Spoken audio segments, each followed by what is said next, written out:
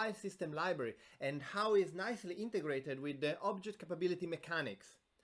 Today, I think, is a great opportunity to go deeper and see how the file system library is actually implemented into the detail.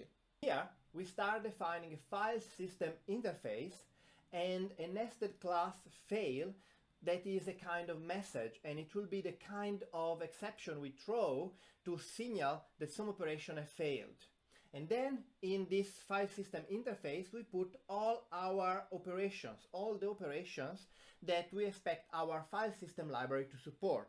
This is also a good place to put some documentation. So here we are putting a general overall documentation on how those URLs parameters are supposed to be interpreted. Then we define a class called FileSystem$real. And using features that we will explain later in the tutorial, this will eventually become FileSystem.real.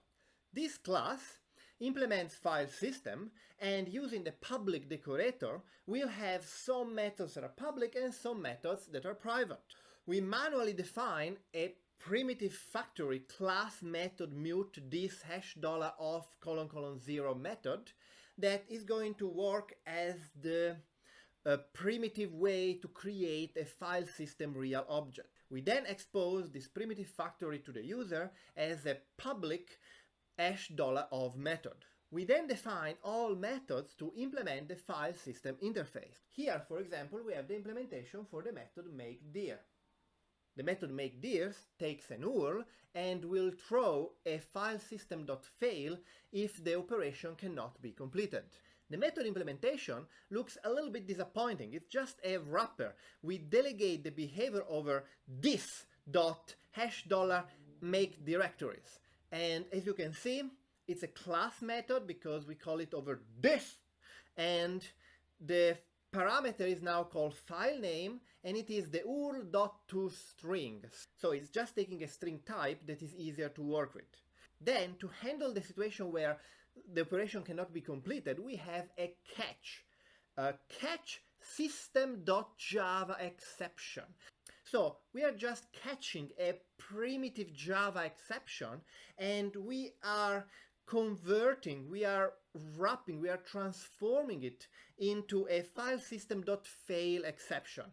If we now start scrolling down, you will see that all the other methods from the file system interface are implemented exactly in the same way. You see delete, write on content base64, read base64. They're all implemented in exactly the same way.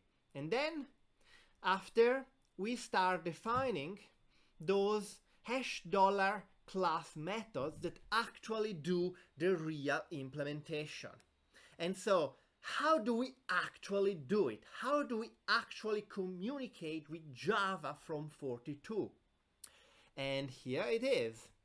We have this code. There is a native keyword in line 98, and we explicitly declare that this code can throw system.java exception. Then in line 99 we give a name to the JVM this code is going to be run over, and so in this case it's IO slave.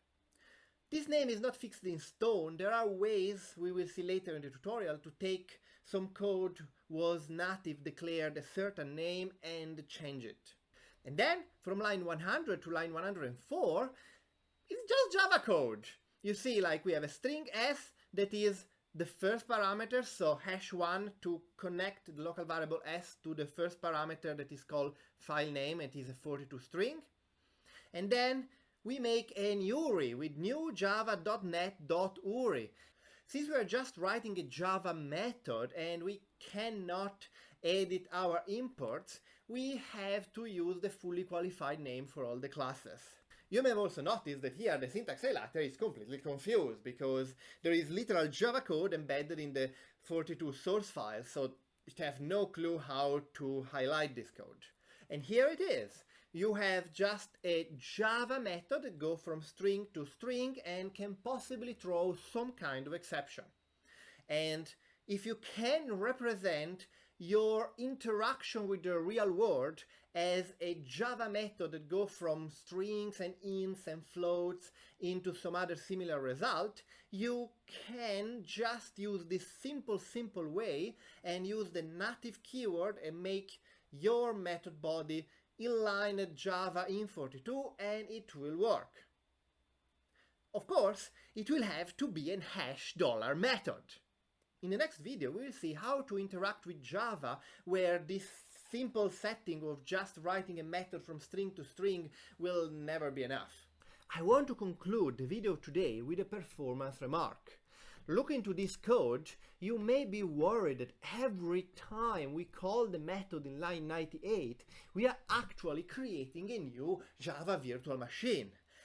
And this is not the case. A 42 process is actually a pool of other processes. So there is a main Java virtual machine that will take care of running all the 42 code in isolation and in security. And then you have a pool of other Java virtual machines that will work as slaves to make computations that can possibly be dangerous. For example, on some operative systems, you can edit a file to actually access in write mode the memory of your current running program. If 42 were to allow you to access any kind of file from the same main JVM process, this could allow you to break the integrity of the 42 process. In this way, instead, the very first time a method that is supposed to run on the IO slave virtual machine is invoked, the system will initialize this IO slave virtual machine, and then this machine will stay there ready to take other commands, while of course there is a performance penalty of going through a slave virtual machine instead of directly accessing the hard drive from the main 42 process. We have done some performance analysis and we have found this to be reasonably negligible. Remember, the time to read and write on hard drive is anyway orders of magnitude lower than just modifying data in memory. And the way we use to communicate between processes will just work fully in memory.